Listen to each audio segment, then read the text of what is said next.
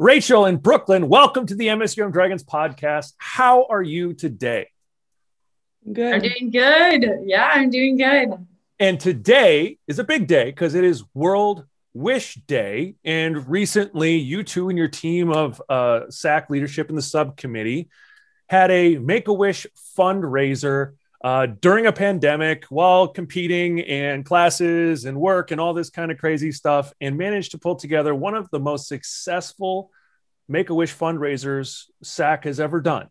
So first of all, tell us how you do a fundraiser during a pandemic. So we normally at MSUM do Take 5 to Give 5 during some of like the basketball games. That's normally our Make-A-Wish fundraiser, and it's take 5 minutes to give $5 in support of making a child's wish come true through Make-A-Wish. And this year, obviously with no spectators, we decided to move a different route, and a new thing that we had heard of from our contact at Make-A-Wish was called Workouts for Wishes. And so we kind of just decided to run with this idea, and weren't really sure how we were going to execute it right away, with not knowing if we could do things virtually or in person, or what kind of the requirements would be, just to keep everyone safe. And so essentially we put together this, the day Workouts for Wishes, and we combined with the Wellness Center and MSUM Strength weight room and all that stuff, as well as all the head coaches. And the goal was to get every student athlete to do at least one workout, and as well as get participation outside of athletics. And the workout options were either 15 crunches, push-ups, or bodyweight squats. And that would count as one workout. And Papa John's graciously donated $1 for every workout up to 1,000. And so we actually met the goal of 1,000 when we kind of smashed that goal, which was really, really awesome. We had a lot of participation outside of athletics from like communities and people's hometowns, and just like different groups wanting to get involved. And I know that Brooklyn had really good participation from Make-A-Wish kind of hits home for both of us. And so I will let Brooklyn talk a little bit about that. Yeah. So before we go on to the why Make-A-Wish, let's just recap what you just said. You not only raised over $1,000 in actual donations, but because of the workout component, you raised another $1,000, making it over $2,000 for the first time in our SAAC Make-A-Wish efforts history. So it was kudos on the financial side. But, Brooklyn, before you talk into the why Make-A-Wish, I know you were kind of involved in a lot of the social media elements. What was it like to get such an overwhelming amount of workouts from so many different relationships within Dragon Athletics? Honestly, it was just awesome to see our huge Dragon family just pull together for something that kind of, like Rachel said, it hits everyone differently. Like Jenny Walthall shared her personal experience. Like Rachel's been touched, I've been touched. Those are just, and Joe Keller, a loyal Dragon fan. So it just was awesome just to see everyone pull together for one big cause, and kind of everyone participate and get different people in schools to participate too.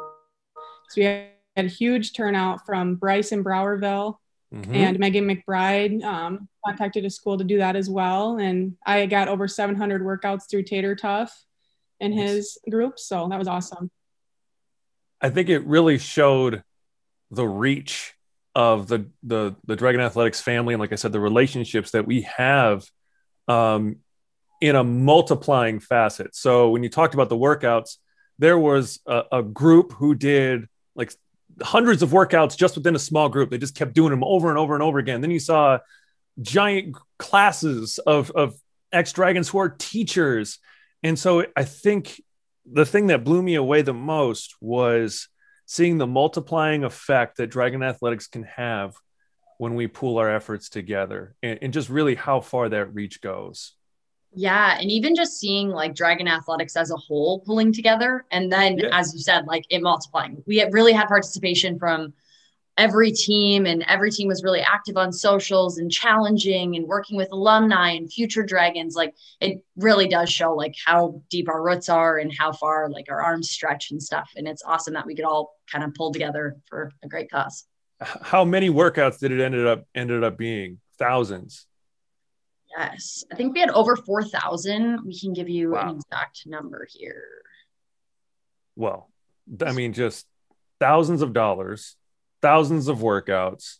How do you guys feel about the campaign as a whole and kind of the unknown of how it all began and now a little while after it's been done?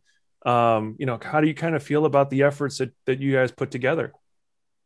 I think honestly, we didn't think, like Rachel literally said, when she put on $1,000 just for other people to donate, just as like a goal, she just said, I just literally thought my mom was going to donate. And that's truly what she did think. And just to see how many people that not only would do a workout, but yet donate money. Like this is just a starting base for us. And it is this high, and we are going to go even higher in the years to come. And it just was awesome just to see such a great turnout. And now we know what works, and we're going to definitely keep building off this for such a great cause. So yeah, how do you go back to passing the bucket after what you just saw and went through? I mean, not only was it financially successful, but just the community that rallied around it and shared, and then all the networks got connected, and you just saw it balloon, and it was such a cool thing to watch. Yeah, no, absolutely. Like Brooklyn said, I literally put $500 as the goal, like just joking around. I was like, my mom will maybe donate. Like, I was like, I'm just going to put this out there in case someone wants to donate, joking around, just hoping like maybe we'll get like 300 workouts. That would be like 300 or 400 would be every athlete doing it. And then we ended up with 4,270 workouts completed, which was so awesome. And then with Papa John's $1,000 donation, we had $2,100 donated. So to double the 500 and get, like all this extra money that none of us were expecting, it was really, really exciting. I'm like a super passionate person. That's like what I'm known for in the SAAC leadership, is that I'm always like loud and outgoing, but like, I don't think we could have asked for a better turnout of like whatsoever. And the fact that this was our first year and we're just building, and like our connections on campus will go even further next year. And, to see, on the fundraising page that we had online, it had given, some benchmarks, and it was like $500 could provide a bike, and that might be someone's dream. And it said like $1,000 could provide home furnishings for, someone's dream of like living in an accessible home based on, their critical illness and things like that. And to see like $2,000 is life-changing money, or is that trip to Make-A-Wish, or is, whatever their wish is. And so for us to just kind of see that we helped grant half a wish or a fourth a wish is like honestly really, really impressive and so exciting. And we couldn't have done that without Papa John's. So thank you for the plug. Love our sponsors. But why for you? Why each of you individually? Why Make-A-Wish? Because we kind of give SAAC, and there are some structured pieces of fundraisers that we connect with in the NSIC and the NCAA. And instead of, just sticking with the Take 5, Give 5 campaign, you guys took it to this, Workouts for Wishes, whole nother level for this cause, and chose this cause. So why was Make-A-Wish that choice for you? I'm going to let Rachel start on this one since she's our leader of this. Okay. So in the beginning of the year, SAAC had decided on a couple of initiatives that we really wanted to hit hard. And we had each like person on the leadership board had taken one of them. And I got thrown fundraising, and honestly, in the moment, I like wasn't super passionate about it, but then it all kind of came full circle as we decided Make-A-Wish is the fundraiser that we really wanted to promote. So my brother was a Wish kid back in 2001, and he had a brain tumor, and we all were lucky enough to get to go to Disney World or Disneyland. I was young at the time, so I don't know, but one of them, and it's an amazing experience. I still really remember it, and remember that being a really happy time, like with my family. And shortly after the Make-A-Wish trip, a couple months after, like 4 or 5 months after, my brother actually ended up passing away. But so like throughout that, my family's always really tried to give back to Make-A-Wish, and doing Relay for Life and different things like that, and just knowing the effect that it can have. And so during this time, my mom dug up some like pictures of when we were on our Make-A-Wish trip, and I celebrated my birthday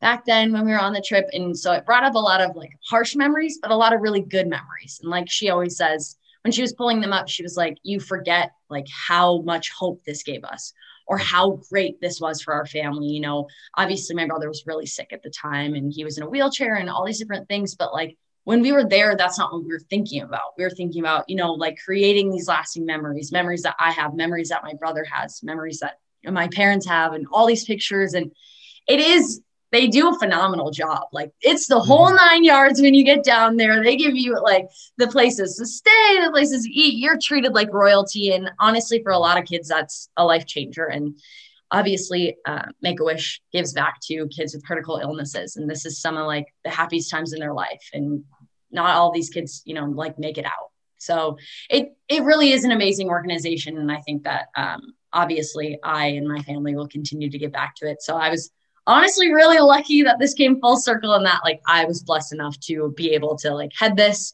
and have an actual personal connection to it. And like Brooklyn's about to talk about, we all have a connection to someone, or we all know someone that's been a wish, or we all, you know, can do better at donating towards Make-A-Wish. Yes. And it's interesting because so often, you know, wish recipients and the families of wish recipients are battling a villain of some sort of illness. And for a short period of time, these wishes allow them to focus on how much of a hero they really are. And speaking of heroes, I see a T-shirt on you, Brooklyn. Yeah. Why don't you tell us about your T-shirt and your reason why Make-A-Wish was a right fit for you? So my 13-year-old cousin, Tate, was diagnosed with DIPG, and his wish was to go to Turks and Caicos. And I'm just reading her post here. His wish was to go somewhere warm, no driving or waiting in line, walking right to the pool, and eat whatever he wants without his mom having to tell him to stop.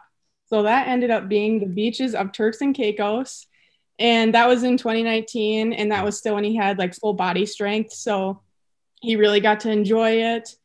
And they are so grateful for what Make-A-Wish was able to do for him. And honestly, Make-A-Wish opened the gate for Tate to so many other opportunities. He was able to go to so many NFL games, Iowa Hawkeye games, big Iowa Hawkeye fan. I sent him some Dragon gear, so many athletes, because I mean, athletes is really who he was. And it just was so hard to transition into not being able to play. So he knew that he had to channel his passion somewhere else, and it was through athletics. And so he was through Make-A-Wish and through the opportunities that Make-A-Wish provided for him, he was able to stay as happy as a lark and kind of fight that villain while still being passionate at the same time. So what's it like to know that you could possibly help someone else experience what you two just mentioned?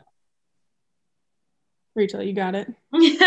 Honestly, the world. I mean, Give Kids the World is like the Make-A-Wish house in Disney World. So like, honestly, it means the world to all of us, not only just us, but as well as SAAC as a whole. Definitely kind of like took this Workouts for Wishes and ran with it, you know, used their own social media platforms and really pushed and challenged other people. And I think that just is like a true testament to the fact that it does matter to each and every one of us. Even if you don't know someone personally affected, well, you probably know someone who knows someone who's personally affected. So I think we were blown out of the water with like monetary donations as well as workout donations. So like, I don't think we could be any happier.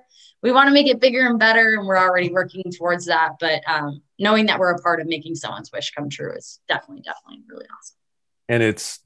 And I can easily speak from everybody in Dragon Athletics and MSUM and it's just reiterating how immensely proud we are of your guys' efforts to make a difference, to take it upon yourselves, to think innovatively, to persevere through this crazy situation and in service to somebody else selflessly.